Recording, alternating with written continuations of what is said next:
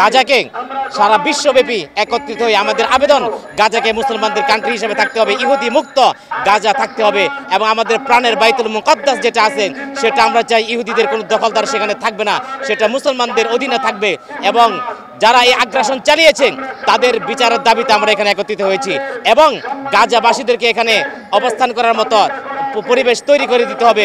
যে সমস্ত ইহুদিরা এখানে হত্যা চালিয়েছেন আন্তর্জাতিকভাবে আন্তর্জাতিক আইনে তাদের বিচারের দাবিতে আমরা এখানে একত্রিত হয়েছি এবং জমা হয়েছি।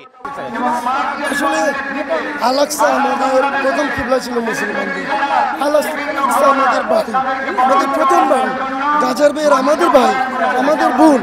এইভাবে ইসরায়েলি বর্বরতায় আমাদের ভাই বোনদের মেরে ফেলতেছে, আমাদের আল-আকসা ওরা কেড়ে নেবে, আমাদের শরীরে রক্তবিন্দু থাকা পর্যন্ত এটা আমরা মেনে নিতে পারি না।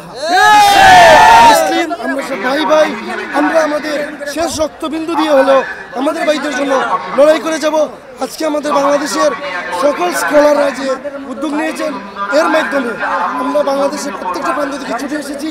বিশ্বের মানুষকে আমরা মেসেজ দিতে চাই, বাংলার সকল মুসলমান আমরা এক, আমরা গাজার জন্য শেষ বিন্দু পর্যন্ত আমরা লড়াই করে যাবো ইনশাআল্লাহ।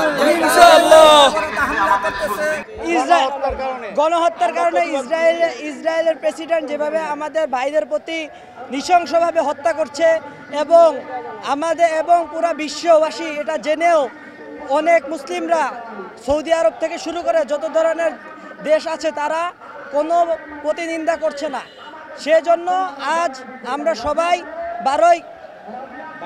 বাংলাদেশের জন্য অনেক প্রতিবাদ করছি এবং আমরা আজকের মাধ্যমে সবাইকে বলে দিতে চাই আমাদের উপদেষ্টা ডক্টর মোহাম্মদ ইউনূস তাদের কাছে আমরা বলতে চাই যে সে যেন এই নিন্দার কারণে আজকের এই আন্দোলনের